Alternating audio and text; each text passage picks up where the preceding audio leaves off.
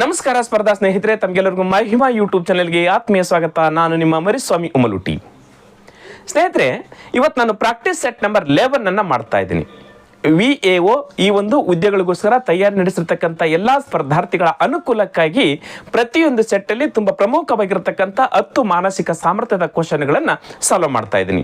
ಈಗಾಗಲೇ 10 ವಿಡಿಯೋಗಳನ್ನು ಅಂದರೆ 10 ಸೆಟ್ಗಳನ್ನು ಮಾಡಿದ್ದೀನಿ. ಯಾರು ನೋಡಿಲ್ವೋ ಡಿಸ್ಕ್ರಿಪ್ಷನ್ ಬಾಕ್ಸಲ್ಲಿ ಆ ಪ್ರೀವಿಯಸ್ ಆಗಿರ್ತಕ್ಕಂಥ ಎಲ್ಲ ವಿಡಿಯೋಗಳ ಲಿಂಕ್ ಇದೆ, ಅಲ್ಲಿ ಕೂಡ ಹೋಗಿ ನೀವು ಪ್ರೀವಿಯಸ್ ಎಲ್ಲ ವಿಡಿಯೋಗಳನ್ನು ನೋಡಿಕೊಳ್ಳಬಹುದು. ಅದೇ ರೀತಿಯಾಗಿ ಸ್ಪರ್ಧಾ ವಿಜೇತ ಮಾಸಪತ್ರಿಕೆಯಲ್ಲಿ ಬರ್ತಕ್ಕಂಥ ಎಲ್ಲ ಕ್ವಶನ್ಗಳನ್ನು ಕೂಡ ಸಾಲ್ವ್ ಮಾಡಿದ್ದೀನಿ. ಜನವರಿ, ಫೆಬ್ರವರಿ, ಮಾರ್ಚ್, ಏಪ್ರಿಲ್, ಮೇ, ಜೂನ್ ವರೆಗೂ ಕೂಡ ಎಲ್ಲ ಮಾಸಪತ್ರಿಕೆಯಲ್ಲಿ ಇರ್ತಕ್ಕಂಥ ಮಾನಸಿಕ ಸಾಮರ್ಥ್ಯದ ಕ್ವಶನ್ಗಳನ್ನು ಸಾಲ್ವ್ ಮಾಡಿದ್ದೀನಿ. ಯಾರು ನೋಡಿಲ್ಲೋ ಅವುಗಳನ್ನು ಕೂಡ ನೀವು ನೋಡ್ಕೊಳ್ಬಹುದು. ತುಂಬಾ ಚೆನ್ನಾಗಿ ನೀವು ಪ್ರಿಪರೇಷನ್ ಮಾಡಲಿಕ್ಕೆ ಅನುಕೂಲ ಆಗುತ್ತೆ. ಲಿಂಕ್ ಕೂಡ ಡಿಸ್ಕ್ರಿಪ್ಷನ್ ಬಾಕ್ಸ್ ಅಲ್ಲಿ ಇದೆ. ಹಾಗಾದ್ರೆ ಇವತ್ತಿನ ಸೆಟ್ ನಂಬರ್ 1 ನಲ್ಲಿ ತುಂಬಾ ಪ್ರಮುಖವಾಗಿರ್ತಕ್ಕಂಥ ಟಾಪಿಕ್ ನ ಕ್ವಶನ್ಗಳು ಇರ್ತವೆ, ಅವುಗಳನ್ನು ನೋಡೋಣ. Question number 1. ಒಂದು ವಸ್ತುವಿನ ಮೇಲೆ 800 ರೂಪಾಯಿ ನಮೂದಿಸಲಾಗಿದ್ದು ಆ ವಸ್ತುವಿನ ಮೇಲೆ ಕ್ರಮಾನುಗತ ಸೋಡಿಯ ನಂತರ 612 ರೂಪಾಯಿ ಆಗಿದೆ. ಆ ವಸ್ತುವಿನ ಮೊದಲ ಸೋಡಿ 10% ಆದರೆ ಎರಡನೆಯ ಸೋಡಿ ಎಷ್ಟು? ನೋಡ್ರಿ, ಒಂದು ವಸ್ತುವಿನ ಮಾರ್ಕ್ ಪ್ರೈಸ್ 800 ರೂಪಾಯಿ ಇದೆ. ಇಲ್ಲಿ ಕ್ರಮಾನುಗತ ಸೋಡಿ ಅಂದ್ರೆ ಡಿಸ್ಕೌಂಟ್. 2 ಸೋಡಿ ಬಿಟ್ಟಿದ್ದಾರೆ. ಕ್ರಮಾನುಗತ ಎಷ್ಟಾದ್ರೂ ಬಿಡಬಹುದು, ಬಟ್ ಇಲ್ಲಿ ಏನ್ ಬಿಟ್ಟಿದ್ದಾರೆ? 2 ಸೋಡಿ ಬಿಟ್ಟಿದ್ದಾರೆ, ಅಂದ್ರೆ 2 ಡಿಸ್ಕೌಂಟ್ ಬಿಟ್ಟಿದ್ದಾರೆ. ಮೊದಲನೇ ಡಿಸ್ಕೌಂಟು 10% ಡಿಸ್ಕೌಂಟ್ ಬಿಟ್ಟಿದ್ದಾರೆ, 10% ಡಿಸ್ಕೌಂಟ್. ಮತ್ತೆ ಅದೇ ವಸ್ತು ದಸರಾ ಹಬ್ಬ ಐತೆ ಅಂತೇಳಿ ಮತ್ತೊಂದು ಡಿಸ್ಕೌಂಟ್ ಬಿಟ್ಟಿದ್ರೆ ಗೊತ್ತಿಲ್ಲ ಎಕ್ಸ್. 800 ರೂಪಾಯಿ ವಸ್ತುವಿಗೆ 10% ಡಿಸ್ಕೌಂಟ್ ಬಿಟ್ಟಿದ್ರೆ ಮತ್ತೆ ಇನ್ನೊಂದು ಹಬ್ಬದ ಆಫರ್ಗೋಸ್ಕರ ಮತ್ತೊಂದು ಡಿಸ್ಕೌಂಟ್ ಬಿಟ್ಟಿದ್ರೆ ಈ ವಸ್ತುವನ್ನ 800 ರೂಪಾಯಿ ವಸ್ತುವನ್ನ 612 ರೂಪಾಯಿಗೆ ಮಾರಾಟ ಮಾಡಿದ್ರೆ ಎರಡನೆಯ ಸೋಡಿ ಅಥವಾ ಎರಡನೆಯ ಡಿಸ್ಕೌಂಟ್ ಎಷ್ಟು ಅಂತ ಕ್ವಶನ್ ಕೇಳಿದ್ದಾರೆ. ಸಿಂಪಲ್ ತಾನೇ ಇದು? 800 ರೂಪಾಯಿ ವಸ್ತು 10% ಡಿಸ್ಕೌಂಟ್ ಬಿಟ್ಟಿದ್ರೆ ಮೊದಲು, ಆಮೇಲೆ ಯಾವುದೊಂದು ಹಬ್ಬದ ಆಫರಿಗಾಗಿ ಉಡುಗೊರೆ ನೀಡಲಿಕ್ಕೆ ಮತ್ತೊಂದು ಡಿಸ್ಕೌಂಟ್ ಬಿಟ್ಟಿದ್ದಾರೆ, ಮತ್ತೊಂದು ಸೋಡಿ ಬಿಟ್ಟಿದ್ರೆ, ಆಮೇಲೆ 800 ರೂಪಾಯಿ ವಸ್ತುನ 612 ರೂಪಾಯಿಗೆ ಮಾರಿದರೆ ಎರಡನೇ ಸೋಡಿ ಎಷ್ಟಂತೆ ಸಿಂಪಲ್ ಆಗಿ ಕ್ವಶನ್ ಕೇಳಿದ್ರೆ ಎಷ್ಟು ಈಸಿ ಮಾಡೋಣ ಗೊತ್ತಾ? ಎಷ್ಟು ರೂಪಾಯಿದ್ದು? 800 ರೂಪಾಯಿ ಮಾರ್ಕ್ ಪ್ರೈಸ್ ಇದೆ, ಹೌದಾ? ಇಂಟು ಈ 10% ಡಿಸ್ಕೌಂಟ್ ಅಂದ್ರೆ 100 ರೂಪಾಯಿ ವಸ್ತುವನ್ನ ಎಷ್ಟಕ್ಕೆ ಮಾರಾಟ ಮಾಡ್ತೀವಿ ನಾವು? 10% ಡಿಸ್ಕೌಂಟ್ ಅಂದ್ರೆ 100 ರೂಪಾಯಿ ವಸ್ತುವನ್ನ 90 ರೂಪಾಯಿಗೆ ಮಾರಾಟ ಮಾಡ್ತೀವಿ. 90 ರೂಪಾಯಿಗೆ ಮಾರಾಟ ಮಾಡ್ತೀವಿ. ಇದು ಮಾರಿದ ಬೆಲೆ, ಇದು ಮೂಲ ಬೆಲೆ, ಇದು ಮಾರಿದ ಬೆಲೆ. 10% ಡಿಸ್ಕೌಂಟ್ ಅಂದ್ರೆ 100 ರೂಪಾಯಿ ವಸ್ತುವನ್ನ 90 ರೂಪಾಯಿಗೆ ಮಾರಾಟ ಮಾಡ್ತೀವಿ ಅಂತ ಅರ್ಥ. ಕ್ಲಿಯರಾ? ಇಂಟು ನೆಕ್ಸ್ಟ್ ಎರಡನೇ ಸೋಡಿ ಎಷ್ಟು? 100 ರೂಪಾಯಿ ವಸ್ತುವನ್ನು ಎಷ್ಟಕ್ಕೆ ಮಾರಾಟ ಮಾಡಬೇಕು? ಎಕ್ಸ್ ಗೊತ್ತಿಲ್ಲ, ಎಷ್ಟಕ್ಕೆ ಮಾರಾಟ ಮಾಡಬೇಕು? ಮಾರಾಟ ಮಾಡಿದ ಬೆಲೆ ನಾವು ಎಕ್ಸ್ ಅಂತ ಹಚ್ಕೊಂಡಿರೋದು, ಡಿಸ್ಕೌಂಟ್ ಅಲ್ಲ. ಇಲ್ಲಿ ನೋಡ್ರಿ, ಡಿಸ್ಕೌಂಟ್ ಗೊತ್ತಾಯ್ತು ಹೆಂಗೆ? 90 ರೂಪಾಯಿಗೆ ಮಾರಿದ್ರೆ ಅಂದ್ರೆ 10 ರೂಪಾಯಿ ಡಿಸ್ಕೌಂಟ್ ಇದೆ ಅಂತ ಅರ್ಥ. ಇಲ್ಲಿ 80 ರೂಪಾಯಿ ಬಂದ್ರೆ 20 ರೂಪಾಯಿ ಡಿಸ್ಕೌಂಟ್ ಅಂತ ಅರ್ಥ. ಇಲ್ಲಿ 70 ರೂಪಾಯಿಗೆ ಮಾರಿದ್ರೆ 30 ರೂಪಾಯಿ ಡಿಸ್ಕೌಂಟ್ ಅಂತ ಅರ್ಥ. 15 ರೂಪಾಯಿ ಅಂತಂದ್ರೆ 85% ಡಿಸ್ಕೌಂಟ್ ಅಂತ ಅರ್ಥ, ಹೌದಾ? ಇಲ್ಲಿ ಏನು ಬರುತ್ತೆ? ಎಕ್ಸ್, ಇದು ಮಾರಿದ ಬೆಲೆ ಆಗುತ್ತೆ. ಕ್ಲಿಯರಾ? ಈಗ ಇದನ್ನ ನಾವು ಇದೆಲ್ಲ 800 ರೂಪಾಯಿ 90 ರೂಪಾಯಿಗೆ ಮಾರಾಟ ಮಾಡಿದಾಗ ಅಂದ್ರೆ 10% ಡಿಸ್ಕೌಂಟ್ ಬಿಟ್ಟಿವಿ, ಇಲ್ಲಿ ಎಷ್ಟೋ % ಡಿಸ್ಕೌಂಟ್ ಬಿಟ್ಟಿವಿ. ಅವಾಗ 800 ರೂಪಾಯಿ ಎಷ್ಟಕ್ಕೆ ಮಾರಾಟ ಮಾಡಬೇಕು? 612 ರೂಪಾಯಿಗೆ ಮಾರಾಟ ಮಾಡಬೇಕು. ನಾವು ಇದನ್ನ ಸಂಕ್ಷೇಪಿಸಿದ್ರೆ 612 ಬರಬೇಕು, ಅವಾಗ ಎಕ್ಸ್ ವ್ಯಾಲ್ಯೂ ಸಿಗುತ್ತೆ. ನೋಡಿ, ಇವೆರಡು 0 ಕ್ಯಾನ್ಸಲ್, ಇವೆರಡು 0 ಕ್ಯಾನ್ಸಲ್, ಇದು ಒಂದು 0 ಕ್ಯಾನ್ಸಲ್, ಇದು ಒಂದು 0 ಕ್ಯಾನ್ಸಲ್. ಮತ್ತೆ 8 ಮಗ್ಗೆಲಿ ಮತ್ತೆ 2 ಮಗ್ಗೆಲಿ 8 ಮತ್ತು 10 ಹೋಗುತ್ತೆ. 2 4 8, 2 5 10. ಕೆಳಗಡೆ ಏನು ಉಳಿತು? 5 ಉಳಿತು. ಮೇಲೆ 4 9 ಎಕ್ಸ್ ಉಳಿತು. 9 4 36 ಎಕ್ಸ್, 36 ಡಿವೈಡೆಡ್ ಬೈ 5 1 5 ಎಕ್ಸ್, ಹೌದು ತಾನೆ? 9 4 36, ಈ ಎಕ್ಸ್ 5 5 ಇಸ್ ಈಕ್ವಲ್ ಟು ಎಷ್ಟದ? 612 ಅದ. ಕ್ಲಿಯರಾ? ನಮಗೆ ಬೇಕಾದ್ರೆ ಎಕ್ಸ್ ರೇಟು ಅಂದ್ರೆ x value, x is equal to 612. ಈ 36 divided by 5 is equal to ಈ ಕಡೆ ಬಂದಾಗ ಏನಾಗುತ್ತೆ? ಅಂಶ ಛೇದ ಅಂಶ ಆಗುತ್ತೆ. 5 ಡಿವೈಡೆಡ್ ಬೈ 36 ಆಗುತ್ತೆ. ಕ್ಲಿಯರಾ? ಈಗ ಎಕ್ಸ್ ಇಸ್ ಈಕ್ವಲ್ ಟು, ನೀವು 2 ಮಗ್ಗೆಲಾದ್ರೂ ಕ್ಯಾನ್ಸಲ್ ಮಾಡ್ಬೋದು, ಅಥವಾ 6 ಮಗ್ಗೆಲಾದ್ರೂ ಕ್ಯಾನ್ಸಲ್ ಮಾಡ್ಬೋದು, 3 ಮಗ್ಗೆಲಾದ್ರೂ ಕ್ಯಾನ್ಸಲ್ ಮಾಡ್ಬೋದು, 4 ಮಗ್ಗೆಲಾದ್ರೂ ಕ್ಯಾನ್ಸಲ್ ಮಾಡ್ಬೋದು, 5 ಮಗ್ಗೆಲಾದ್ರೂ ಕೂಡ ನೀವು ಯಾವ ಮಗ್ಗೆಯಲ್ಲಿ ಬೇಕಾದ್ರೂ 2 ಹೋಗ್ತವೆ ನೋಡಿವಿ, ಹೌದಾ? ನಾನು 4 ಮಗ್ಗೆಯಲ್ಲಿ ಮಾಡ್ತೀನಿ. 4 9 36 ಹೋಯ್ತಾ? ಇದು 4 1 4, 2 ಉಳಿತು, 21 ಆಯ್ತು. 4ರ ಮಗ್ಗೆಯಲ್ಲಿ 20 ಅಂತಂದ್ರೆ 4 5 20, 21 ಇತ್ತು, 20 ಅಂದ್ರೆ 1 ಉಳಿತು, 12 ಆಯ್ತು, 4 3 12 ಇಂಟು ಇಲ್ಲಿ ಎಷ್ಟದ 5ಕ್ಕೆ 5. ಕ್ಲಿಯರಾ? ಮತ್ತೆ ನೋಡಿ 9ರ ಮಗ್ಗೆಯಲ್ಲಿ ಇದು ಹೋಗುತ್ತೆ ಡೈರೆಕ್ಟ್, 9 ಅಂದ್ರೆ 9 ಹೌದಾ, ಎಕ್ಸ್ ವ್ಯಾಲ್ಯೂ 9 ಅಂದ್ರೆ 9. ಇಲ್ಲಿ ನೋಡ್ರಿ 9ರ ಮಗ್ಗೆಯಲ್ಲಿ 15 ಬರೋ ತನಕ ಅಂದ್ರೆ 9 ಒಂದಲೇ 9, 15ರಲ್ಲಿ 9 ಎಷ್ಟು ಉಳಿತು, 6 ಉಳಿದು 3 ಉಳಿತು, 63 ಆಯ್ತು. ಹಾಗಾದ್ರೆ 9 7 63. ಕ್ಲಿಯರ್ ಆಗೋಯ್ತಾ? ಕ್ಲಿಯರ್ ಆಯ್ತು ಇದು. ಆಮೇಲೆ ಮುಂದೆ ಏನದ 5ಕ್ಕೆ 5 into 5. X is equal to 17 ಇಲ್ಲೇ 85 ರೂಪಾಯಿ ಆಯ್ತು. ಸಿಕ್ತು ನೋಡ್ರಿ ನಮಗೆ. ಎಕ್ಸ್ ವ್ಯಾಲ್ಯೂ ಎಷ್ಟಾಯ್ತು ಈಗ? 85 ರೂಪಾಯಿ ಆಯ್ತು. ಅಂದ್ರೆ 100 ರೂಪಾಯಿ ವಸ್ತುವನ್ನ 85 ರೂಪಾಯಿಗೆ ಮಾರಿದ್ರು. ಎರಡನೇ ಡಿಸ್ಕೌಂಟು 100 ರೂಪಾಯಿ ವಸ್ತುವನ್ನ 85 ರೂಪಾಯಿಗೆ ಮಾರಿದ್ರು ಅಂತ ಹೇಳಿದ್ರೆ ಡಿಸ್ಕೌಂಟ್ ಎಷ್ಟು ಬಿಟ್ಟಂಗಾಯ್ತು? 100ರಲ್ಲಿ 85 ಬಿಟ್ರೆ ಉಳಿದಿರ್ತಕ್ಕಂಥ ಎಷ್ಟು? 15% ಡಿಸ್ಕೌಂಟ್ ಬಿಟ್ಟಂಗಾಯ್ತು. ನೋಡ್ರಿ ಸಿಂಪಲ್ ಇಷ್ಟೇ. ಇಲ್ಲಿ 100 ರೂಪಾಯಿ 90 ರೂಪಾಯಿಗೆ ಮಾರಿದ್ರೆ 10% ಡಿಸ್ಕೌಂಟು. ಅದೇ ರೀತಿ 100 ರೂಪಾಯಿ 85 ರೂಪಾಯಿ, ಎಕ್ಸ್ ವ್ಯಾಲ್ಯೂ 85 ಬಂತ. ಹಾಗಾದ್ರೆ ಎಕ್ಸ್ ವ್ಯಾಲ್ಯೂ 85 ಅಂದ್ರೆ ಎರಡನೇ ಬಾರಿಗೆ ಡಿಸ್ಕೌಂಟ್ ಬಿಟ್ಟಾಗ 85 ರೂಪಾಯಿಗೆ ಮಾರಿರ್ತೀವಿ ನಾವು. ಅದನ್ನ 85 ರೂಪಾಯಿಗೆ ಮಾರಾಟ ಮಾಡಿದಾಗ ಡಿಸ್ಕೌಂಟ್ ಎಷ್ಟು ಬಿಟ್ಟಂಗಾಯ್ತು? 15% ಬಿಟ್ಟಂಗಾಯ್ತು. ಅರ್ಥ ಆಯ್ತದ? ಹೌದಾ? ಸಿಂಪಲ್ ಆಗಿರ್ತಾ ಇದ್ದೀನಿ. ಸಿಂಪಲ್ ಆಗಿರ್ತಕ್ಕಂಥ ಮೆಥಡ್ಸ್ ಇದಾವೆ, ಸಿಂಪಲ್ ಆಗಿರ್ತಕ್ಕಂಥ ಸ್ಟೆಪ್ ಬೈ ಸ್ಟೆಪ್ ತಿಳಿಸ್ತಾ ಇದ್ದೀನಿ. ಕ್ಲಿಯರಾ? ಎಸ್, ಮುಂದಿನ ಕ್ವಶನ್ಗೆ ಹೋಗೋದಾ? Yes, question number 2. A, B ಮತ್ತು ಸಿ ಎಂಬ 3 ವ್ಯಕ್ತಿಗಳ ತಿಂಗಳ ಸಂಬಳದ ಸರಾಸರಿ 2:3:5 ತಿಂಗಳ ಸಂಬಳ ಇದು. ಎಸ್, ಸಿಯ ಸಂಬಳ ಎ ಸಂಬಳಕ್ಕಿಂತ 12,000 ರೂಪಾಯಿ ಹೆಚ್ಚಾಗಿದ್ದರೆ ಬಿ ನ ವಾರ್ಷಿಕ ಸಂಬಳ ಎಷ್ಟು? ನೋಡ್ರಿ, ಸಿಯ ಸಂಬಳ ಎ ಸಂಬಳಕ್ಕಿಂತ 12,000 ರೂಪಾಯಿ ಹೆಚ್ಚಾಗಿದ್ದರೆ ಬಿ ನ ಸ್ಯಾಲ್ರಿ ಎಷ್ಟು? ಅದು ವಾರ್ಷಿಕ ಸ್ಯಾಲ್ರಿ ಎಷ್ಟು ಅಂತ ಕೇಳಿದ್ದಾರೆ. ಒಂದು ವರ್ಷದ ಎಷ್ಟು? ಇದು ತಿಂಗಳದ್ದು ನಾವು ಕೊಟ್ಟಿರ್ತಕ್ಕಂಥದ್ದು.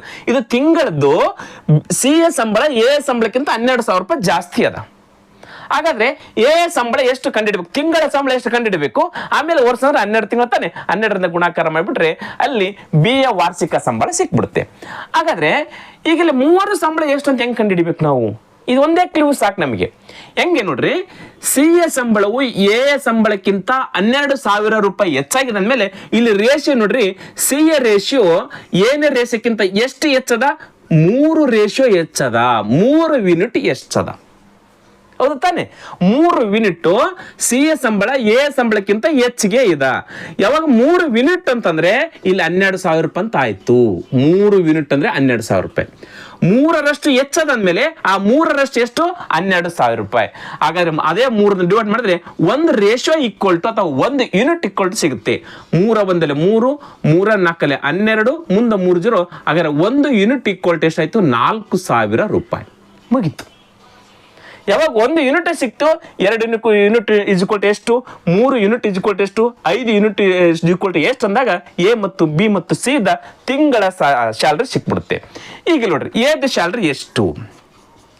2 × 4,000 ಎಷ್ಟಾಗುತ್ತೆ? 8,000 ರೂಪಾಯಿ ಎದ್ ಸ್ಯಾಲ್ರಿ, ಇಲ್ಲಿ ತಿಂಗಳ ಸ್ಯಾಲ್ರಿ. ಬಿದ್ದು ಕೇಳಿದ್ರೆ ಅಂತ ಇಟ್ಕೊಳ್ರಿ. ಬಿದ್ದು 4 3 12, 12,000 ರೂಪಾಯಿ ಯಾರ್ದು? ಬಿದ್ದು. ಸಿದ್ದು ಕೇಳಿದ್ರೆ 5 4 20, 20,000 ರೂಪಾಯಿ ಯಾರ್ದು? ಸಿದ್ದು. ಈಗ ನೋಡ್ರಿ, ಎ ಸಂಬಳ ಮತ್ತು ಸಿ ಯ ಸಂಬಳ ಇದಿಲ್ಲಿ 20,000 8,000. ಸಿ ಯ ಸಂಬಳ ಎ ಸಂಬಳಕ್ಕಿಂತ 12,000 ರೂಪಾಯಿ ಜಾಸ್ತಿ ಆಯ್ತು ತಾನೆ? ಎಸ್, ಕರೆಕ್ಟ್ ಆಯ್ತು. ಈಗ ಎಸ್, ಕ್ವಶನ್ ಏನ್ ಕೇಳಿದ್ರೆ ಬಿ ಯ ಸಂಬಳ ವಾರ್ಷಿಕ ಸಂಬಳ ಎಷ್ಟು ಅಂತ ಕ್ವಶನ್ ಕೇಳಿದ್ರೆ. ವಾರ್ಷಿಕ ಸಂಬಳ ಅಂದ್ರೆ ಇದು ತಿಂಗಳ ಸಂಬಳ. ವಾರ್ಷಿಕ ಸಂಬಳ ಅಂತಂದ್ರೆ 12ರಿಂದ ಗುಣಾಕಾರ ಮಾಡಬೇಕು. ಮತ್ತೆ ಎಷ್ಟಾಗುತ್ತೆ ನೋಡ್ರಿ, 12 0 0, 12 0 0, 12 0 0, 3 0 ಆಯ್ತು. 12 ಎಷ್ಟಾಗುತ್ತೆ? 12 24ಕ್ಕೆ 4, ಕೈಲ ಬಂತು 2. 12 12 14 ಆಯ್ತು. ಹಾಗಾದ್ರೆ ವಾರ್ಷಿಕ ಸಂಬಳ ಎಷ್ಟು? 1,44,000 ರೂಪಾಯಿ ಬಿ ನ ವಾರ್ಷಿಕ ಸ್ಯಾಲ್ರಿ ಆಯ್ತು. ನೋಡ್ರಿ, ಸಿಂಪಲ್ ಆಯ್ತಾ? 1,44,000. ಎಸ್, ಆಯ್ಕೆ 3 ಕರೆಕ್ಟ್ ಆಗಿರ್ತಕ್ಕಂಥ ಉತ್ತರ. ಹೌದು ತಾನೆ? ಆಯ್ಕೆ 3, 1,44,000 ಇಸ್ ರೈಟ್ ಆನ್ಸರ್. ಕ್ಲಿಯರ್ ಇದೆನಾ? ಗೊತ್ತಾಯ್ತು? ಮೊದಲು ತಿಂಗಳ ಸ್ಯಾಲ್ರಿ ಕಂಡುಹಿಡ್ಬಿಟ್ರೆ ಸಾಕು, ಈಸಿಯಾಗಿ ವರ್ಷದ್ದು ಮಾಡ್ಕೊಂಡ್ಬಿಟ್ರೆ ಇಲ್ಲಿ ಯಾರ್ದಾದ್ರೂ ಕಂಡುಹಿಡ್ಕೊಳ್ಬೋದು. ನಾವು ವರ್ಷದ್ದು ತಿಂಗಳದ್ದು ಸಿಕ್ಬಿಟ್ರೆ ಸಾಕು, ವರ್ಷದ್ದು ಈಸಿಯಾಗಿ ನಾವು ಕಂಡುಹಿಡ್ಕೊಳ್ಬೋದು. ಕ್ಲಿಯರ್? ಮುಂದಿನ ಕ್ವಶನ್ 3. 5 + 3 × 7 - 9/3 ಇದು ಯಾವುದಕ್ಕೆ ಸಮನಾಗಿರುತ್ತದೆ? 4 ಆಯ್ಕೆಗಳನ್ನು ಕೊಟ್ಟಾರೆ. ಇದನ್ನ ನಾವು ಬಾಡ್ಮಾಸ್ ನಿಯಮದ ಪ್ರಕಾರ ಬಿಡಿಸಿದಾಗ ನೋಡ್ರಿ, ನಂಬರ್ ಸಿರೀಸ್ ಕ್ವಶನ್ಗಳು ಮತ್ತು ಈ ರೀತಿಯಾಗಿರ್ತಕ್ಕಂಥ ಕ್ವಶನ್ಗಳು ಮತ್ತು ಕೋಡಿಂಗ್ ಡಿಕೋಡಿಂಗ್ ಕಂಪಲ್ಸರಿ 3 ಕ್ವಶನ್ಗಳು ಇದ್ದೇ ಇರ್ತವೆ. ಟೈಮ್ ಅಂಡ್ ವರ್ಕ್ ಕೇಳಿಲ್ಲ, ಟ್ರೈನ್ ಕೇಳಿಲ್ಲ ಅಂತಂದ್ರೂ ಕೂಡ ನಂಬರ್ ಸಿರೀಸ್ ಒಂದು ಕ್ವಶನ್ ಇದ್ದೇ ಇರುತ್ತೆ. ಪ್ರತಿಯೊಂದು ಕ್ವಶನ್ ಪೇಪರ್ಗಳಲ್ಲಿ ನಂಬರ್ ಸಿರೀಸ್ ಇದ್ದೇ ಇರುತ್ತೆ ಮತ್ತು ಕೋಡಿಂಗ್ ಡಿಕೋಡಿಂಗ್ ಇದ್ದೇ ಇರುತ್ತೆ. ಇಲ್ಲಿ ಬಾಡ್ಮಾಸ್ ನಿಯಮದ ಪ್ರಕಾರ ಇದನ್ನು ಬಿಡಿಸ್ಕೊಳ್ಬೇಕು.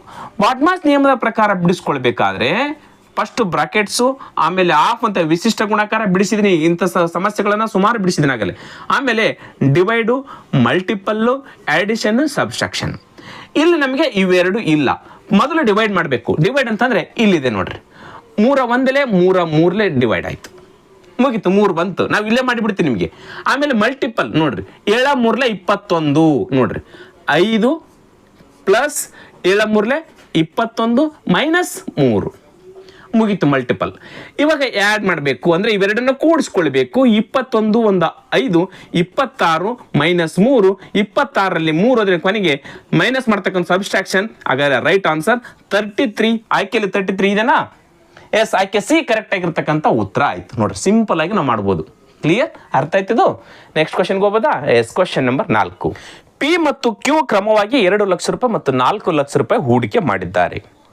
ಒಟ್ಟು ವಾರ್ಷಿಕ ಲಾಭ 60,000 ರೂಪಾಯಿದಲ್ಲಿ ಪಿ ನ ಪಾಲೆಷ್ಟು? ಪಿ ಅಂತಕ್ಕಂಥ ವ್ಯಕ್ತಿ ಒಂದು ವ್ಯಾಪಾರದಲ್ಲಿ 2 ಲಕ್ಷ ರೂಪಾಯಿ ಇನ್ವೆಸ್ಟ್ ಮಾಡ್ತಾನೆ.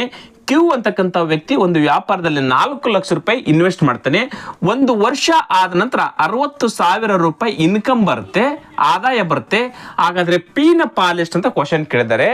ಆಯ್ಕೆಯಲ್ಲಿ ಮೊದಲು 30,000 ಇರುತ್ತೆ. ಈ 60,000ನ ಇವರಿಬ್ಬರಿಗೆ ಹಂಚಿಬಿಟ್ರೆ 30,000 ಬರ್ತಂತೇಳಿ ನಾವು ಲೆಕ್ಕ ಮಾಡ್ಕೊಂಡು ಹಾಕೊಂಡ್ಬಿಟ್ರೆ ಉತ್ತರ ತಪ್ಪಾಗ್ಬಿಡುತ್ತೆ. ಯಾಕೆಂತಂದ್ರೆ ಅವರು ಹೂಡಿರ್ತಕ್ಕಂಥ ಬಂಡವಾಳದ ಅನುಪಾತದ ಆಧಾರದ ಮೇಲೆ ನಾವು 60,000 ರೂಪಾಯಿನ ಡಿವೈಡ್ ಮಾಡಬೇಕು, ಹಂಚಬೇಕು. ಇದಕ್ಕೆ ಸಂಬಂಧಿಸಿದಂತೆ ಸುಮಾರು ಈಗಾಗಲೇ ಟಾಪಿಕ್ ಮಾಡಿದ್ದೀನಿ ಇದನ್ನ ನಾನು, ಪಾರ್ಟ್ನರ್ಶಿಪ್. ಇಲ್ಲಿ ನೋಡ್ರಿ, ತುಂಬಾ ಈಸಿ ಡೈರೆಕ್ಟ್ ಕ್ವಶನ್ ಕೇಳಿದ್ದಾರೆ. ಕೆಲವೊಂದು ಸರಿ ಏನ್ ಮಾಡ್ತಾರೆ ಗೊತ್ತಾ, 20,000 ರೂಪಾಯಿ ಪಿ ಹೂಡಿಕೆ ಮಾಡ್ತಾರೆ. 6 ತಿಂಗಳ ಆದ್ಮೇಲೆ ಕ್ಯೂ 4 ಲಕ್ಷ ರೂಪಾಯಿದೊಂದಿಗೆ ಇನ್ವೆಸ್ಟ್ ಮಾಡ್ತಾನೆ. ನೋಡ್ರಿ, ಪಿ ಪ್ರಾರಂಭ ಮಾಡಿರ್ತಾನೆ, 4 ತಿಂಗಳು ಅವನೊಬ್ಬನೇ ಮಾಡಿರ್ತಾನೆ. 4 ತಿಂಗಳಾದ್ಮೇಲೆ ಕ್ಯೂ ಬಂದು ಜಾಯಿನ್ ಆಗ್ತಾನೆ, 4,000 ರೂಪಾಯಿ ಕೇಸ್ ಜಾಯಿನ್ ಆಗ್ತಾನೆ. ನೋಡ್ರಿ, ಮಿಡಲ್ ಅಲ್ಲಿ ಬಂದು ಜಾಯಿನ್ ಆಗ್ತಕ್ಕಂಥದ್ದು ಅಥವಾ ಮಿಡಲ್ ಅಲ್ಲಿ ಅಮೌಂಟ್ ಅನ್ನ ತೆಗಿತಕ್ಕಂಥದ್ದು, ಈ ರೀತಿಯಾಗಿರ್ತಕ್ಕಂಥ ಸಮಸ್ಯೆಗಳನ್ನು ಕೂಡ ಈಗಾಗಲೇ ಬಿಡಿಸಿದೀನಿ. ಅದ್ರ ಜೊತೆಗೆ ಬಂದಿರತಕ್ಕಂಥ ಇನ್ಕಮ್ ಅನ್ನ ಮತ್ತೆ ಅಲ್ಲಿ ಬೇರೆ ಬೇರೆ ಆಡಳಿತ ಮಂಡಳಿಗೆ ಅಥವಾ ಬೇರೆ ಯಾವುದಕ್ಕೆ ಖರ್ಚು ಮಾಡ್ತಾರೆ. ಉಳಿರ್ತಕ್ಕಂಥದ್ದನ್ನ ಇವರಿಬ್ಬರಿಗೆ ಎಷ್ಟು ಹಂಚಬೇಕು, ಈ ರೀತಿ ಡಿಫ್ರೆಂಟ್ ಟೈಪ್ಸ್ ಆಫ್ ಕ್ವಶನ್ಗಳನ್ನ ಪಾರ್ಟ್ನರ್ಶಿಪ್ ಅಲ್ಲಿ ಈಗಾಗಲೇ ಬಿಡಿಸಿದೀನಿ. ಯಾರು ನೋಡಿಲ್ಲ ಪ್ಲೇ ಲಿಸ್ಟ್ ಅಲ್ಲಿ ಹೋಗಿ ನೋಡ್ಕೊಳ್ಬಹುದು. ಎಸ್, ಇಲ್ಲಿ ಈ 60,000 ರೂಪಾಯಿ ಯಾವ ರೀತಿ ಹಂಚ್ಕೊಳ್ಬೇಕಂದಾಗ ಇಲ್ಲಿ ನೀವು ಕ್ಯಾನ್ಸಲೇಷನ್ ಮಾಡಬೇಕು. ಈ 5 0 ಕ್ಯಾನ್ಸಲ್, 5 0 ಕ್ಯಾನ್ಸಲ್. ಉಳಿದಿರ್ತಕ್ಕಂಥದ್ದು 2:4. ಇದು ಪಿ ದು, ಇದು ಕ್ಯೂದು. ಇದನ್ನ ಮತ್ತೆ ಇನ್ನು ಕನಿಷ್ಠ ಮಾಡಕ್ ಬರುತ್ತೆ. 2 1 2 2 2 4 1:2 ಬಂತು. ಪಿ ಮತ್ತು ಕ್ಯೂದು 1:2. ಪಿದು 1, ಕ್ಯೂದು 2, ಇವರಿಬ್ಬರು ಸೇರಿಸಿ ಎಷ್ಟಾಗುತ್ತೆ? 3 ಆಗುತ್ತೆ. ಹಾಗಾದ್ರೆ ಇವರಿಬ್ಬರು ಹಂಚ್ಕೊಳ್ಬೇಕಾಗಿರ್ತಕ್ಕಂಥ ಲಾಭ ಎಷ್ಟು? 60,000.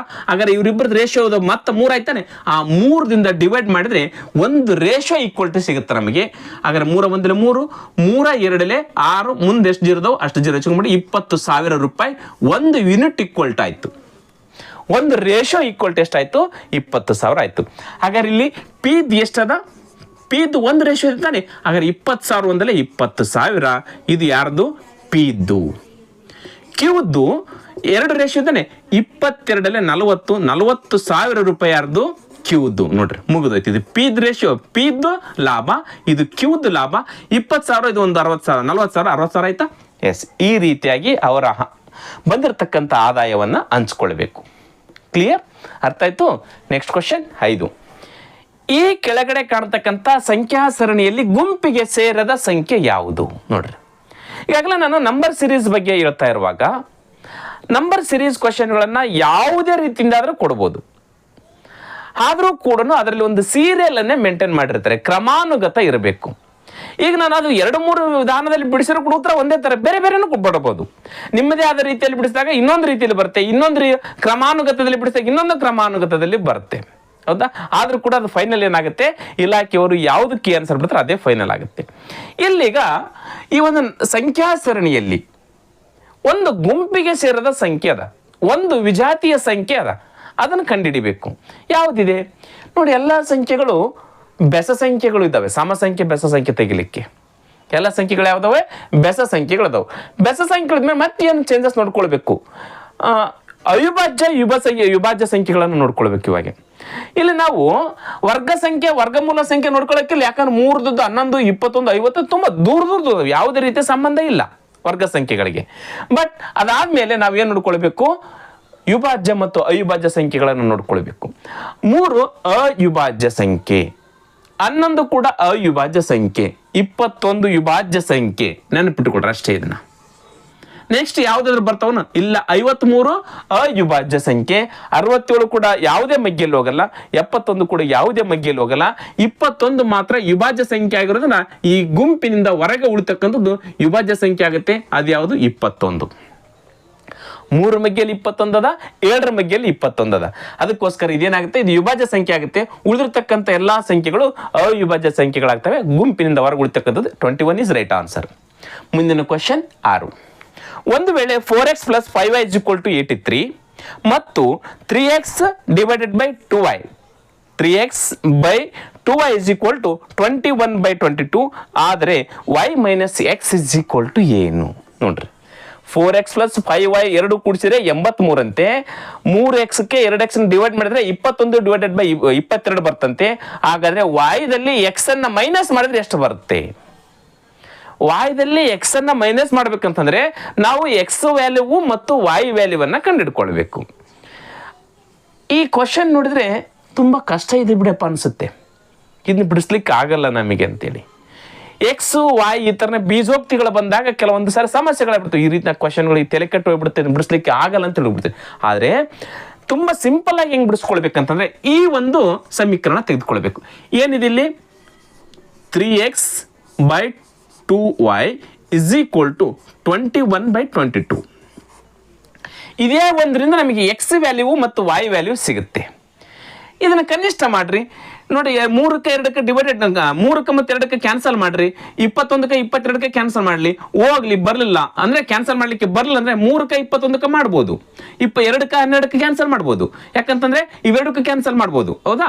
3 1 3 3 7 20 ಇಸ್ ಈಕ್ವಲ್ ಈ ಕಡೆ ಇದ್ದಾಗ ಅಂಶಕ್ಕೆ ಛೇದಕ್ಕೆ ಕ್ಯಾನ್ಸಲ್ ಮಾಡ್ಬೋದು. ನೆನ್ಪಿಟ್ಕೊಳ್ರಿ, ಹೌದಾ? ಭಿನ್ನ ರಾಶಿಯ ರೂಲ್ ಇದು. ಇಸ್ ಈಕ್ವಲ್ ಆ ಕಡೆ ಇದ್ದಾಗ ಅಂಶಕ್ಕೆ ಕ್ಯಾನ್ಸಲ್ ಮಾಡ್ಬೋದು, ಛೇದಕ್ಕೆ ಕ್ಯಾನ್ಸಲ್ ಮಾಡ್ಬೋದು. ಇಸ್ ಈಕ್ವಲ್ ಒಳಗಡೆ ಭಿನ್ನ ರಾಶಿ ಇದ್ದಾಗ ಅಂಶಕ್ಕೆ ಛೇದಕ್ಕೆ ಕ್ಯಾನ್ಸಲ್ ಮಾಡಬೇಕು. ಇದು ನೆನ್ಪಿಟ್ಕೊಂಡ್ರೆ ಬೇಸಿಕ್ ಇದು. ಎಸ್, ಈಗ 3 1 3 7 2 1 2 11 ನೋಡ್ರಿ. ಎಕ್ಸ್ ಡಿವೈಡೆಡ್ ಬೈ ವೈ = 7:11 ಆಯ್ತು. ಹಾಗಾದ್ರೆ ಎಕ್ಸ್ ಎಷ್ಟಾಯ್ತು? ಎಕ್ಸ್ = 7 ಆಯ್ತು, ವೈ ಎಷ್ಟಾಯ್ತು? 11 ಆಯ್ತು. ಮುಗಿತಲ್ಲ, ಉತ್ತರ ಸಿಕ್ತಲ್ಲ ನಿಮಗೀಗ. ವಾಯ್ದಲ್ಲಿ ಎಕ್ಸ್ ಅನ್ನ ಕಳಿಬೇಕು, ವಾಯ್ದಲ್ಲಿ ಎಕ್ಸ್ ಅನ್ನ ಕಳಿಬೇಕು. ಹಾಗಾದ್ರೆ 11ರಲ್ಲಿ 7 ಹೋದ್ರೆ ಎಷ್ಟಾಗುತ್ತೆ? 4. Correct answer. ಮುಗಿದೋಯ್ತು. ಎಷ್ಟೊತ್ತು ಬೇಕ್ರಿ ಇದಕ್ಕೆ? 2 ಸೆಕೆಂಡ್ ಸಾಕು ಉತ್ತರ ಮಾಡ್ಲಿಕ್ಕೆ. ಎಷ್ಟು? 11ರಲ್ಲಿ ನೋಡಿ, ವಾಯ್ದಲ್ಲಿ ಎಕ್ಸ್ ಅನ್ನ ಕಳಿಬೇಕು, 11ರಲ್ಲಿ 7 ಹೋದ್ರೆ 4. ಎಸ್ ಸರ್, ನಾವು ಇದನ್ನ ಮಾಡಿದ್ವಿ, ಇದೇ ಅದಕ್ರಿ ಸರ್. ಮತ್ತೆ ನೋಡೋಣ, ಹಂಗಂದ್ರೆ ತಾಳೆ ನೋಡೋಣ, ಹೌದಾ? ಎಕ್ಸ್ ಇದ್ದಲ್ಲಿ 7, ವಾಯ್ ಇದ್ದಲ್ಲಿ 11 ಹಾಕೊಂಡು ಲೆಕ್ಕ ಮಾಡಿದಾಗ 83 ಬರ್ಬೇಕದು. ನೋಡಿ ಬರ್ತ ನೋಡ್ರಿ, ತಾಳೆ ನೋಡಿದಂಗೆ ನೋಡೋಣ. ಇಲ್ಲಿ 4 ಇಂಟು ಎಕ್ಸ್ ವ್ಯಾಲ್ಯೂ ಎಷ್ಟದ? 7 ಅದ, ಹೌದಾ? ಪ್ಲಸ್ ಮುಂದೆ ಎಷ್ಟದ? 5 ಅದ, ಇಂಟು ವಾಯ್ ವ್ಯಾಲ್ಯೂ ಎಷ್ಟದ?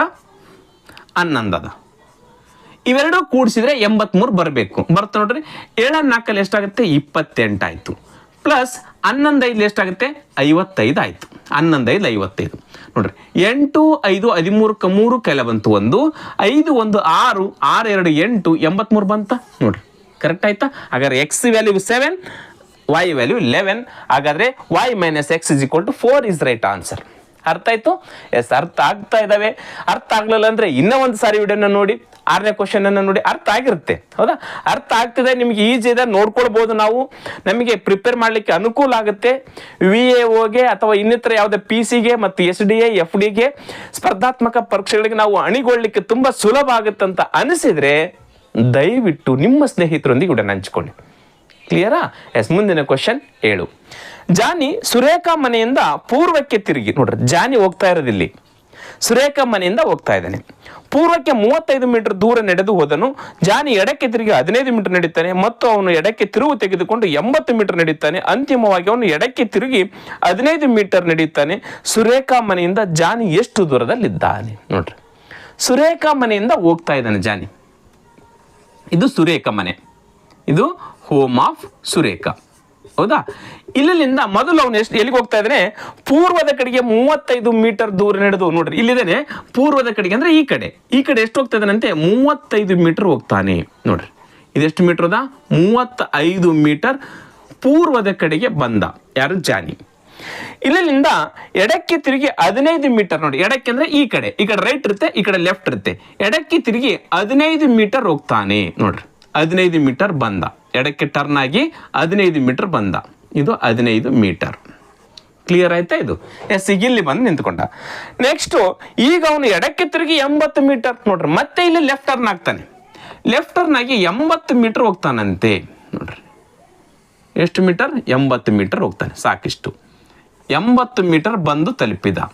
ಇಲ್ಲಿ ಬಂದಿದ್ದೀನಿ, ಕಾಣ್ತಾ ಇದ್ದೀನಿ ಇದು. ಎಸ್, 80 ಮೀಟರ್ ಬಂದು ಅಂತಿಮವಾಗಿ ಎಡಕ್ಕೆ ತಿರುಗಿ 15 ಮೀಟರ್ ನಡೀತಾನೆ. ನೋಡ್ರಿ ಮತ್ತೆ ಲೆಫ್ಟ್ ಟರ್ನ್ ಆಗ್ತಾನೆ. ಇಲ್ಲಿ ಲೆಫ್ಟ್ ಟರ್ನ್ ಅದ, ಮತ್ತೆ ಲೆಫ್ಟ್ ಟರ್ನ್ ಆಗಿ 15 ಮೀಟರ್ ಅಂದ್ರೆ ಇಲ್ಲಿ 15 ಮೀಟರ್ ಇದೆಯಲ್ಲ, ಇಲ್ಲಿ ಕೂಡ ಅದೇ ರೇಂಜ್ ಅಲ್ಲಿ ಬರಬೇಕು. 15 ಮೀಟರ್ ಅದೇ ಅಳತೆಯಲ್ಲಿ ಇರಬೇಕು. ಇದೆಷ್ಟಾಯ್ತು? 15 ಮೀಟರ್. ಇದು ಯಾರ ಮನೆ? ಸುರೇಖ ಮನೆ, ಹೌಸ್ ಆಫ್ ಸುರೇಖ. ಇದು ಇಲ್ಲಿ ಯಾರು ಇರ್ತಕ್ಕಂಥದ್ದು? ಇಲ್ಲಿ ಜಾನಿ. ಕ್ವಶನ್ ಏನ್ ಕೇಳಿದಾರೆ ಈಗ? ಸುರೇಖ ಮನೆಯಿಂದ ಜಾನಿ ಎಷ್ಟು ದೂರದಲ್ಲಿದ್ದಾನೆ? ಇದು ಸುರೇಖ ಮನೆ. ಈಗ ಇಲ್ಲಿಂದ ಇಲ್ಲಿಗೆ ಎಷ್ಟಿದ್ದಾನೆ? ಇದ್ರ ಡಿಸ್ಟೆನ್ಸ್ ಎಷ್ಟು ಅಂತ ಕ್ವಶನ್ ಕೇಳಿದ್ರೆ ಏನ್ ಮಾಡ್ಬೇಕೀಗ? ಟೋಟಲ್ ಇಲ್ಲಿಂದ ಇಲ್ಲಿಗೆ ಎಷ್ಟದ? ಇಲ್ಲಿಂದ ಇಲ್ಲಿಗೆ ಎಷ್ಟಿದೆನೋ ಇಲ್ಲಿಂದ ಇಲ್ಲಿಗೆ ಕೂಡ ಅಷ್ಟೇ ಇರುತ್ತೆ. ಹಾಗಾದ್ರೆ ಇಲ್ಲಿಂದ ಇಲ್ಲಿಗೆ 80 ಮೀಟರ್ ಇದೆ. ಆ 85 ಮೀಟರ್ಲಿ 35 ಮೀಟರ್ ಇದನ್ನು ಮೈನಸ್ ಮಾಡ್ರೆ ಉಳಿದಿರ್ತಕ್ಕಂಥದ್ದು ಈಗ ಪ್ರೆಸೆಂಟ್ ಜಾನ್ ಇರ್ತಕ್ಕಂಥದ್ದು ಮತ್ತು ಸುರೇಖಳ ಮನೆ ಇರ್ತಕ್ಕಂಥ ನಡುವಿನ ದೂರ. 80ರಲ್ಲಿ 35 ಹೋದ್ರೆ ಎಷ್ಟು ಉಳಿಯುತ್ತೆ? 45 ಮೀಟರ್. ಅವು ಈಗ ಸುರೇಶ ಮನೆ ಮತ್ತು ಸುರೇಖನ ಮನೆ ಮತ್ತು ಜಾನಿಯ ನಡುವೆ ಇರ್ತಕ್ಕಂಥ ದೂರ. Right answer 45 metre. ಆಯ್ಕೆಲಿದನ 45 ಮೀಟರ್. ಎಸ್, ಆಯ್ಕೆ 3 ಕರೆಕ್ಟ್ ಆಗಿರ್ತಕ್ಕಂಥ ಆಯ್ಕೆ 2 ಕರೆಕ್ಟ್ ಆಗಿರ್ತಕ್ಕಂಥ ಉತ್ತರ. ಕ್ಲಿಯರ್? ಮುಂದಿನ ಕ್ವಶನ್ ಹೋಗ್ಬೋದಾ? Question number 8. ಕಾಣೆಯಾದ ಸಂಖ್ಯೆಯನ್ನು ಸೇರಿಸಿ. ನೋಡ್ರಿ 2, 5, 9, 19, 37. ಮುಂದೆ ಸಂಖ್ಯೆ ಒಂದು ಕಾಣೆಯಾಗೈತಿ. ಇಲ್ಲಿ ಬರ್ತಕ್ಕಂಥ ಸಂಖ್ಯೆ ಯಾವುದು? ಈಗಾಗಲೇ ಹೇಳ್ತಾ ಇದ್ದೆ ನಾನು, ನಂಬರ್ ಸೀರೀಸ್ ಕ್ವಶನ್ಗಳನ್ನು ಬಿಡಿಸುವಾಗ ಒಂದು ಕ್ರಮಾನುಗತ ಇರಬೇಕು. ನಿಮ್ಮದೇ ಆದ ರೀತಿಯಲ್ಲಿ ಬಿಡಿಸಿ, ಅದಕ್ಕೂ ಕೂಡ ಕ್ರಮಾನುಗತ ಇದ್ರೆ ಉತ್ತರ ಕರೆಕ್ಟ್ ಆಗಿರುತ್ತೆ. ಕ್ಲಿಯರ್? ಹಾಗಾದ್ರೆ ಇಲ್ಲಿ ನಾವು ನೋಡ್ತಾ ಹೋಗ್ತೀವಿ. 2 5 ಅದ, ಆಮೇಲೆ 9 ಅದ, 19 ಅದ, ಇಲ್ಲಿ 37 ಅದ. ಇಲ್ಲಿ ನಾವು ಇವೆಲ್ಲ ಇದು 2 ಬೆಸ್ಟ್ ಸಂಖ್ಯೆ, ಸಮ ಸಂಖ್ಯೆ. ಉಳಿದಿರ್ತಕ್ಕಂಥ ಇವೆಲ್ಲ ಬೆಸ್ಟ್ ಸಂಖ್ಯೆ. ನಾವು ಡಿಫ್ರೆನ್ಸ್ ನೋಡ್ಕೊಳ್ಳೋಣ ಮೊದಲು. ಇಲ್ಲಿ ಎಷ್ಟದ? 3 ಅದ, ಇಲ್ಲಿ ಎಷ್ಟದ? 4 ಅದ, ಇಲ್ಲಿ ಎಷ್ಟದ? 10 ಅದ. ನೋಡ್ರಿ ಕ್ರಮಾನುಗತ ಆಗ್ಲಿಲ್ಲ. ಇಲ್ಲಿ 3 ಬಂತು, ಇಲ್ಲಿ 4 ಬಂತು, ಇಲ್ಲಿ 5 ಬರಬೇಕಾಗಿತ್ತು. ಎಷ್ಟು ಬಂತು? 10 ಬಂತು. ಕ್ರಮಾನುಗತ ಆಯ್ತಾ? ಸೀರಿಯಲ್ ಆಯ್ತಾ? ಒಂದು ಸೀರಿಯಲ್ ಅಲ್ಲಿ ಬಂತ? ಇಲ್ಲ. ಹಂಗಂದ್ರೆ ಡಿಫ್ರೆನ್ಸ್ ಅನ್ನ ನೋಡ್ಕೊಳ್ತಕ್ಕಂಥ ಅವಶ್ಯಕತೆ ಇಲ್ಲ. ಹಾಗಾದ್ರೆ ನೆಕ್ಸ್ಟ್ ಏನ್ ನೋಡ್ಕೊಳ್ಬೇಕು? ಈ ಸಂಖ್ಯೆಗಳನ್ನ ನೋಡಿದಾಗ ಗೊತ್ತಾಗುತ್ತೆ. 2 ಇದ್ದದ್ದು 5 ಅದ, ಡಬಲ್ ಆಗ್ಯದ, 1 ಜಾಸ್ತಿ ಅದ.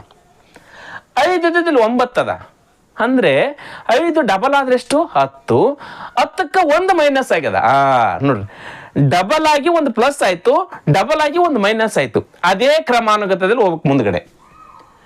ಈಗ 9 ಡಬಲ್ ಆದ್ರೆ 18 ಪ್ಲಸ್ 1 19 ಬಂತ. ಈಗಲೇ 19 ಡಬಲ್ ಆದ್ರೆ 38, ಅದಕ್ಕೆ ಪ್ಲಸ್ 1 ಮೈನಸ್ ಆಗ್ಬೇಕು. ಈಗಲೇ -1 ಅಂದ್ರೆ 38 ಕರೆಕ್ಟ್ ಆಗಿರ್ತಕ್ಕಂಥದ್ದಾಯ್ತು. ಹಾಗಾದ್ರೆ ಏನಾಗುತ್ತೆ? 2 ಡಬಲ್ ಅಂದ್ರೆ ಇಂಟು 2 ಆದ್ರೆ ಎಷ್ಟಾಗುತ್ತೆ? 4 ಆಗುತ್ತೆ. ಪ್ಲಸ್ 1 ಮಾಡಿದ್ರೆ 5 ಆಯ್ತು. ಬಂತ? 5ಅನ್ನ ಡಬಲ್ ಮಾಡಿದ್ರೆ ಅಂದ್ರೆ 5 2 ಎಷ್ಟಾಗುತ್ತೆ? 10 ಆಗುತ್ತೆ. ಇಲ್ಲಿ ಪ್ಲಸ್ 1 ಮಾಡಿದ್ರೆ ಇಲ್ಲಿ -1 ಮಾಡಬೇಕು. 9 ಆಯ್ತು. 3ನೇ ಸಂಖ್ಯೆ ಬಂತು. ನೆಕ್ಸ್ಟ್ ಅದೇ ರೀತಿಯಾಗಿ 9ಅನ್ನ ಡಬಲ್ ಮಾಡಿದ್ರೆ 9 2 ಎಷ್ಟಾಗುತ್ತೆ? 18 ಆಗುತ್ತೆ. ಇಲ್ಲಿ ಪ್ಲಸ್ ಆಯ್ತು, ಇಲ್ಲಿ ಮೈನಸ್ ಆಯ್ತು, ಇಲ್ಲಿ ಕೂಡ ಪ್ಲಸ್ ಮಾಡಬೇಕು. ಹಾಗಾದ್ರೆ 19 ಆಯ್ತು. 3ನೇ ಸಂಖ್ಯೆ ಬಂತು. ಅದೇ ರೀತಿಯಾಗಿ ನಾವು 19ಅನ್ನ ಡಬಲ್ ಮಾಡಿದ್ರೆ 19 2 ಎಷ್ಟಾಗುತ್ತೆ? 38 ಆಯ್ತು. ಇಲ್ಲಿ ಪ್ಲಸ್ ಆಯ್ತಲ್ಲ, ಈಗ ಮೈನಸ್ ಆಯ್ತು. ಎಷ್ಟಾಯ್ತು? 38ರಲ್ಲಿ 1 ಹೋದ್ರೆ 37. ಅದು ಕೂಡ ಕರೆಕ್ಟ್ ಆಗಿ ಬಂತು. ಈಗ ಬರಬೇಕಾಗಿದ್ದು 37ನ್ನ ಡಬಲ್ ಮಾಡಿದ್ರೆ ಎಷ್ಟಾಗುತ್ತೆ? 74 ಆಗುತ್ತೆ. ಇಲ್ಲಿ ಪ್ಲಸ್ ಮಾಡಿದಿವಲ್ಲ, ಮೈನಸ್ ಮಾಡಿವಲ್ಲ, ಈಗ ಪ್ಲಸ್ ಮಾಡಬೇಕು. 74ಅಲ್ಲಿ 1 ಸೇರಿಸಿದ್ರೆ 75 ಕಾಣೆಯಾಗಿರ್ತಕ್ಕಂಥ ಸಂಖ್ಯೆ. ಈ 75 ಇಸ್ ರೈಟ್ ಆನ್ಸರ್. ಆಯ್ಕೆಲ್ಲಿದ್ದಾನೆ 75. ಎಸ್ ಇದೆ. ಕ್ಲಿಯರ್? ಅರ್ಥ ಆಯ್ತು? ಗೊತ್ತಾಗ್ತಾ ಇದಾವ? ಎಸ್, ಮುಂದಿನ ಕ್ವಶನ್ಗೆ ಹೋಗೋದಾ? Question number 9. ಈ ಕೆಳಗಿನ ಯಾವ ಭಿನ್ನ ರಾಶಿಯು ಚಿಕ್ಕದಾಗಿದೆ? ನೋಡ್ರಿ, ಇಲ್ಲಿರ್ತಕ್ಕಂಥ 4 ಭಿನ್ನ ರಾಶಿಗಳದು 13 divided by 16, 15 divided by 19, 17 divided by 21, 7 divided by 8. ಇದರಲ್ಲಿ ಚಿಕ್ಕದು ಯಾವುದು ಅಂತ ಕ್ವಶನ್ ಕೇಳಿದ್ದಾರೆ. ನೀವೇನಾದರೂ ಅತಿ ಬುದ್ಧಿವಂತಿಕೆ ವಹಿಸಿ ಇಲ್ಲಿ 13, 15, 17 ಅದ, ಇಲ್ಲಿ 7/8 ಅಂದರೆ 7 ಡಿವೈಡೆಡ್ ಬೈ 8 ಇದೆಲ್ಲ ಇದೇ ಚಿಕ್ಕದು ಅಂತೇಳಿ ನಾವು ಅಂದಾಜು ಲೆಕ್ಕಾಚಾರ ಮಾಡಿಕೊಂಡು 7 ಡಿವೈಡೆಡ್ ಬೈ 8 ಅಂತ ಚಿಕ್ಕದಂತ ಹಾಕ್ಬಿಟ್ರೆ ಉತ್ತರ ತಪ್ಪಾಗುತ್ತೆ. ಹಾಗಾದ್ರೆ ಏನು ಮಾಡಬೇಕು? ಇದನ್ನು 2-3 ವಿಧಾನದಲ್ಲಿ ಬಿಡಿಸ್ಕೊಳ್ಬೋದು. ಇದಕ್ಕೆ 100ರಿಂದ ಗುಣಾಕಾರ, ಇದಕ್ಕೆ 100ರಿಂದ ಗುಣಾಕಾರ, 100ರಿಂದ ಗುಣಾಕಾರ, 100ರಿಂದ ಗುಣಾಕಾರ ಮಾಡಿದ್ರೆ ಉತ್ತರ ಸಿಗುತ್ತೆ. ಅಥವಾ ಅಂಶಕ್ಕೆ ಛೇದದಿಂದ ಗುಣಾಕಾರ, ಅಂಶಕ್ಕೆ ಛೇದದಿಂದ ಡಿವೈಡ್ ಮಾಡ್ತಕ್ಕಂಥದ್ದು 15ಕ್ಕೆ 19ರಿಂದ ಡಿವೈಡ್ ಮಾಡಿದಾಗ 17ಕ್ಕೆ 21ರಿಂದ ಡಿವೈಡ್ ಮಾಡಿದ್ಮೇಲೆ, ಅಥವಾ 7ಕ್ಕೆ 8ರಿಂದ ಅಂಶಕ್ಕೆ ಛೇದದಿಂದ ಭಾಗಾಕಾರ ಮಾಡಿದಾಗ ಒಂದು ಉತ್ತರ ಸಿಗುತ್ತೆ. ಅದರ ಆಧಾರದ ಮೇಲೆ ಕೂಡ ನಾವು ದೊಡ್ಡದಾವುದು ಚಿಕ್ಕದಾವುದು ಅಂತ ಕಂಡುಹಿಡ್ಕೊಳ್ಬೋದು. ಅಥವಾ ಛೇದಗಳ ಲಸ ತೆಗೆದುವುದರ ಮುಖಾಂತರ ಕೂಡ ನಾವು ದೊಡ್ಡ ಸಂಖ್ಯೆ ಮತ್ತು ಚಿಕ್ಕ ಸಂಖ್ಯೆ ಯಾವುದು ಅಂತ ಕಂಡುಹಿಡ್ಕೊಳ್ಬೋದು. ಆದರೆ ಸಿಂಪಲ್ ಆಗಿ ಹೇಳ್ತಾ ಇದ್ದೀನಿ ನಾನು, ಮೊದಲು ಇವೆರಡರಲ್ಲಿ ದೊಡ್ಡದು ಯಾವುದು, ಆಮೇಲೆ ಚಿಕ್ಕದು ನಾವು ಕಂಡುಹಿಡ್ತಕ್ಕಂಥದ್ದು. ಇವೆರಡರಲ್ಲಿ ಚಿಕ್ಕದು ಯಾವುದು ಮತ್ತು ಇವೆರಡರಲ್ಲಿ ಚಿಕ್ಕದು ಯಾವುದು ನೋಡ್ಕೊಳ್ಬೇಕು. ಈಗ ಇದರಲ್ಲಿ ಒಂದು ಚಿಕ್ಕದು ಸಿಗುತ್ತೆ, ಇದರಲ್ಲಿ ಒಂದು ಚಿಕ್ಕದು ಸಿಗುತ್ತಲ್ಲ, ಅವೆರಡರಲ್ಲಿ ಚಿಕ್ಕದು ಯಾವುದು ಅಂತ ನಾನು ಈಸಿಯಾಗಿ ಹೇಳ್ತಾ ಹೋಗ್ತೀನಿ. ಎಷ್ಟು ಸಿಂಪಲ್ ಮಾಡ್ಬೇಕು ಗೊತ್ತಾ? 13ದಿಂದ 19ಕ್ಕೆ ಗುಣಾಕಾರ ಮಾಡಿ ಇದ್ರ ಕೆಳಗಡೆ ಹಚ್ಕೊಳ್ಬೇಕು. ಅಂಶ ಇದೆ ತಾನೆ, ಅಂಶದಿಂದ ಮುಂದಿನ ಸಂಖ್ಯೆಯ ಛೇದದಲ್ಲಿರ್ತಕ್ಕಂಥ ಸಂಖ್ಯೆನ ಗುಣಾಕಾರ ಮಾಡಿ ಇಲ್ಲಿ ಹಚ್ಕೊಳ್ಬೇಕು. 13 × 19, 13 9 ಎಷ್ಟಾಗುತ್ತೆ? 117ಕ್ಕೆ 7 ಕೈಲ ಬಂತು 11. 13 1 11 24. 13 11 24 ತಾನೆ? ಎಸ್. ಹಾಗಾದರೆ ಇದು 247 ಆಯಿತು. ಎಷ್ಟಾಯಿತು? 247 ಇದ್ರ ಸಂಖ್ಯೆದು. ಅದೇ ರೀತಿಗೆ 15ಕ್ಕೆ 6ಕ್ಕೆ ಗುಣಾಕಾರ ಮಾಡಿ ಇದ್ರ ಕೆಳಗಡೆ ಹಚ್ಕೊಳ್ಬೇಕು. 15 6 90 ಕೈಲ ಬಂತು. ಎಷ್ಟಾಯಿತು? 9 ಆಯಿತು. 15 1 15 1 9, 15 9 ಎಷ್ಟಾಯಿತು? 240 ಆಯಿತು. ಹಾಗಾದರೆ ಇಲ್ಲೇ ಗೊತ್ತಾಯ್ತು ನೋಡ್ರಿ, ಈಗ 247 ಇದು, 240 ಇದು. ಹಾಗಾದರೆ ಇವೆರಡಕ್ಕೆ ಕಂಪೇರ್ ಮಾಡಿದಾಗ ಚಿಕ್ಕದು ಯಾವುದಾಯಿತು? 240 ಅಂತಂದರೆ 15 ಡಿವೈಡೆಡ್ ಬೈ 19 ಇವೆರಡಕ್ಕೆ ಕಂಪೇರ್ ಮಾಡಿದ್ರೆ ಚಿಕ್ಕ ಸಂಖ್ಯೆ. ಕ್ಲಿಯರ್ ಆಯ್ತಾ? ಎಸ್. ಈಗ 17ಕ್ಕೆ 8ಕ್ಕೆ ಗುಣಾಕಾರ ಮಾಡಿ ಇದ್ರ ಕೆಳಗಡೆ ಹಚ್ಕೊಳ್ಬೇಕು. 8 7 56ಕ್ಕೆ 6 ಕೈಲ ಬಂತು 5. 8 1 8 1 5 13. ಹೌದಾ? ಅಂದರೆ 17ಕ್ಕೆ 8ಕ್ಕೆ ಗುಣಾಕಾರ ಮಾಡಿ ಇದ್ರ ಕೆಳಗಡೆ. ಹೌದಾ? 8 7 56ಕ್ಕೆ 6 ಕೈಲ ಬಂತು 5. 8 1 8 5 13. ಇದ್ರದ್ದು 136 ಆಯ್ತು. ಈಗ ಇದ್ರ ನೋಡೋಣ. 21 7 147. ನೋಡ್ರಿ, ಈಗ ಇವೆರಡರ ವ್ಯಾಲ್ಯೂಯೇಷನ್, ಇದು 136, ಇದು 140. ಇವೆರಡಕ್ಕೆ ಕಂಪೇರ್ ಮಾಡಿದ್ರೆ ಚಿಕ್ಕ ಸಂಖ್ಯೆ ಯಾವ್ದೀಗ? 136 ಚಿಕ್ಕ ಸಂಖ್ಯೆ. 136 ಅಂತಾರೆ ಇದು ಚಿಕ್ಕ ಸಂಖ್ಯೆ. ನೋಡ್ರಿ, ಇವೆರಡಕ್ಕೆ ಕಂಪೇರ್ ಮಾಡಿದ್ರೆ ಇದು ದೊಡ್ಡದಾಯ್ತು ನೋಡ್ರಿ. 17 ಡಿವೈಡೆಡ್ ಬೈ 21ಕ್ಕಿಂತ 7 ಡಿವೈಡೆಡ್ ಬೈ 8 ದೊಡ್ಡ ಸಂಖ್ಯೆ. ನೋಡ್ರಿ, ಅದ್ರ 140 ಬಂತ? ಎಸ್, ಇದು ದೊಡ್ಡ ಸಂಖ್ಯೆ ಆಗುತ್ತೆ. ನಮಗೆ ಬೇಕಾಗಿರೋದು ಚಿಕ್ಕ ಸಂಖ್ಯೆ. ಇದರಲ್ಲಿ ಚಿಕ್ಕದು ಇದು, ಇವೆರಡಕ್ಕೆ ಕಂಪೇರ್ ಮಾಡಿದ್ರೆ ಇದು. ಹಾಗಾದ್ರೆ ಈಗ ಇವೆರಡರಲ್ಲಿ ಚಿಕ್ಕದು ಯಾವುದು ನೋಡ್ಕೊಳ್ಬೇಕೀಗ. ಇವೆರಡರಲ್ಲಿ ಚಿಕ್ಕದು ಯಾವುದು ಇದನ್ನು ನೋಡ್ಕೊಳ್ಬಾರ್ದು. ಮತ್ತೆ ಅದೇ ರೀತಿಯಾಗಿ ಗುಣಾಕಾರ ಮಾಡ್ಕೊಳ್ಬೇಕು. ಮತ್ತೆ 15ಕ್ಕೆ 21ಕ್ಕೆ ಗುಣಾಕಾರ ಮಾಡಬೇಕು. 15 1 15ಕ್ಕೆ 5 ಕೈಲ ಬಂತು 1.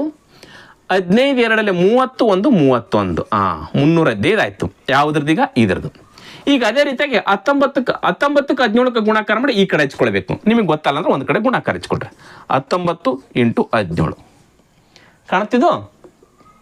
ಎಸ್. 9 7 63ಕ್ಕೆ 3 ಕೈಲ ಬಂತು 6.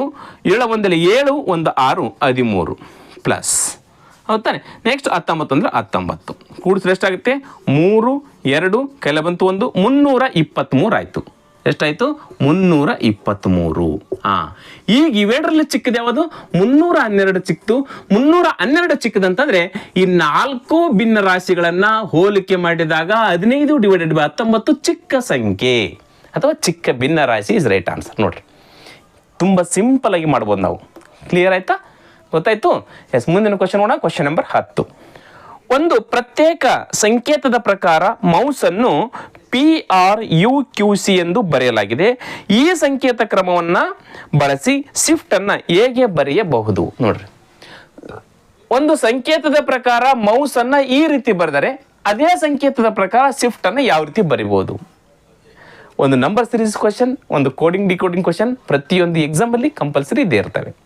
ಹಾಗಾದ್ರೆ ಯಾವ ಒಂದು ಸಂಕೇತದ ಪ್ರಕಾರ ಎಂ ಬದಲಾಗಿ P, O ಬದಲಾಗಿ R, U ಬದಲಾಗಿ U, S ಬದಲಾಗಿ Q, E ಬದಲಾಗಿ C ಯಾವ ರೀತಿಯಲ್ಲಿ ಅದ ನೋಡ್ಕೊಳ್ತಾ ಹೋಗೋಣ. ಈಗೆಲ್ಲ ಎಮ್ ಮತ್ತು ಪಿಗೆ ಬರೋಣ. ಎಮ್ ಎನ್ ಓ ಪಿ ನೋಡ್ರಿ, ಈ ಕಡೆಯಿಂದ ಮೂರನೇ ಅಕ್ಷರ ನೋಡ್ರಿ, ಈ ಕಡೆಯಿಂದ ಮೂರನೇ ಅಕ್ಷರ ಐತಿ. ಯಾವುದು? ಈ ಕಡೆಯಿಂದ ಮೂರನೇ ಅಕ್ಷರ ಎಮ್ ಎನ್ ಓ ಪಿ. ಕ್ಲಿಯರಾ? ಎಸ್, ಈಗಿದು ನೋಡೋಣ, ಇದು ಯಾವ ಥರ ಐತಿ. ಓ ಪಿ ಕ್ಯೂ ಆರ್, ಇದು ಕೂಡ ಮೂರನೇ ಲೆಟರ್ ಐತಿ ನೋಡ್ರಿ. ಓ ಪಿ ಕ್ಯೂ ಆರ್, ಇದು ಕೂಡ ಈ ಕಡೆಯಿಂದ ಮೂರನೇ ಲೆಟರ್ ಅದ. ಹೌದಾ? Yes, O P Q R ಮೂರನೇ ಲೆಟರ್. ಇದು ಇವು ನೋಡ್ರಿ ಎರಡು ಸೇಮ್ ಅದ. ಇದು ಈ ಕಡೆಯಿಂದ ನೀವು ಹೋಗ್ಬೋದು, ಈ ಕಡೆಯಿಂದ ನೀವು ಬರೋದು. ಈಗ ನೋಡ್ರಿ ಎಸ್ ಟಿ ಯು ವಿ, ಇದು ಇಲ್ಲ. ಈ ಕಡೆಯಿಂದ ಮೂರನೇ ಲೆಟರ್ ಎಸ್ ಆದಮೇಲೆ ಟಿ ಯು ವಿ ಬರಬೇಕಾಗಿತ್ತು, ಇಲ್ಲ. ಹಾಗಾದ್ರೆ ನಾವು ಮಾಡಿದ್ರೆ ತಪ್ಪಾಯ್ತಲ್ಲ. ಎಸ್, ಇಲ್ಲ. ಯಾಕೆಂತಂದ್ರೆ ಇಲ್ಲಿ ಎರಡಕ್ಕೂ ಸೇಮ್ ಬಂದ ಮೇಲೆ ಈ ಕಡೆಯಿಂದ ಒಂದ್ಸರಿ ನೋಡ್ಕೊಳ್ಬೇಕು. ಈ ಕಡೆಯಿಂದ ಕೆಳಗಡೆಯಿಂದ ಕ್ಯೂದಿಂದ ಎಸ್ಗೆ ಪಿ ಕ್ಯೂ ಆರ್ ಎಸ್, ಇಲ್ಲಿ ಎರಡನೇ ಲೆಟರ್ ಅದ. ಕ್ಯೂ ಆದ ನಂತರ ಆರು ಎಸ್ ಎರಡನೇ ಲೆಟರ್ ಅದ. ಹೌದು ತಾನೆ? ಈಗ ಇಲ್ಲಿ ಮೂರು ಆಯ್ತು, ಇಲ್ಲಿ ಎರಡು ಆಯ್ತು. ಇಲ್ಲಿ ಎರಡಾದ್ಮೇಲೆ ಒಂದು ಬರಬಾರ್ದು, ಇಲ್ಲಿ ಕೂಡ ಎರಡೇ ಬರಬೇಕು. ಇಲ್ಲಿ ಮೂರು, ಇಲ್ಲಿ ಎರಡು ಮಿಡಲ್ ಅಲ್ಲಿ ಯಾವ ಸಂಖ್ಯೆ ಇದೆ ಅದೇ ಸಂಖ್ಯೆ ಇದೆ. ಅದೇ ರೀತಿಯಾಗಿ ಇಲ್ಲಿ ಕೂಡ ಎರಡು ಬರಬೇಕು. ಸಿ ಆದ್ಮೇಲೆ ಡಿ ಆದ್ಮೇಲೆ ಇ, ಎರಡು ಸಂಖ್ಯೆ ಬಂದಲ್ಲ. ಎಸ್, ಸಿ ಡಿ ಇ ಎರಡನೇ ಸಂಖ್ಯೆ ಆಯ್ತು. ಅದೇ ರೀತಿಯಾಗಿ ನಾವಿಲ್ಲಿ ಇಲ್ಲಿಂದ ಈ ಕಡೆ ಮೂರನೇ ಸಂಖ್ಯೆ ಇದೇ ಸಂಕೇತ, ಇಲ್ಲಿಂದ ಕೆಳಗಡೆ ಮೂರನೇ ಸಂಖ್ಯೆ, ಇದು ಸೇಮ್ ಲೆಟರ್, ಇದು ಸೇಮ್ ಲೆಟರ್ ಆಯ್ತು. ಯಾವಾಗ ಇದು ಸೇಮ್ ಲೆಟರ್ ಅಂದಾಗ 4 ಆಯ್ಕೆಯಲ್ಲಿ ಮಿಡಲ್ ಇರ್ತಕ್ಕಂಥದ್ದು ಯಾವ್ದಿರುತ್ತೆ ಅದುವೇ ರೈಟ್ ಆನ್ಸರ್ ಆಗ್ತದೆ. ಒಂದೇ ಇತ್ತ ರೈಟ್ ಆನ್ಸರ್. ನೆಕ್ಸ್ಟ್ ಈ ಕಡೆಯಿಂದ ಇದು ಎಷ್ಟನೇದು? ಎರಡನೇ ಲೆಟರ್. ಈ ಕಡೆಯಿಂದ ಇದು ಎರಡನೇ letter.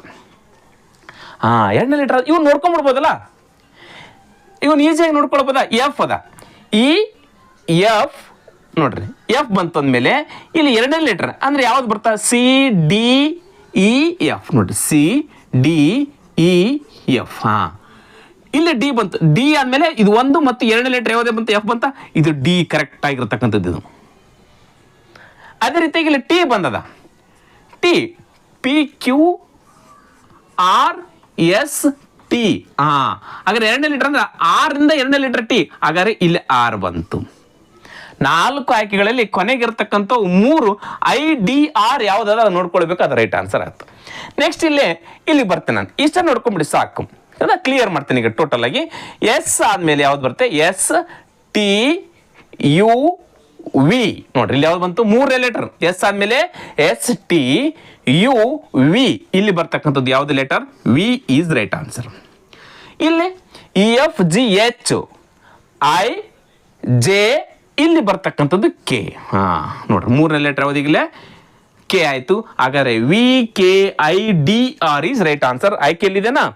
V K I D R ಆಯ್ಕೆ 2 ಕರೆಕ್ಟ್ ಆಗಿರ್ತಕ್ಕಂಥದ್ದು ಆಯ್ತು. ನೋಡ್ರಿ ಸಿಂಪಲ್ ಆಗಿ ನಾವು ಇದು ಯಾವ ರೀತಿ ಅದ ನೋಡ್ಕೊಂಡ್ಬಿಟ್ರೆ ಅದೇ ರೀತಿಯಲ್ಲಿ ಇದನ್ನು ನಾವು ಸೇರಿಸ್ಕೊಳ್ಬೋದು, ಅದೇ ಸಂಕೇತದ ಪ್ರಕಾರ. ಕ್ಲಿಯರ್ ಆಯಿತು?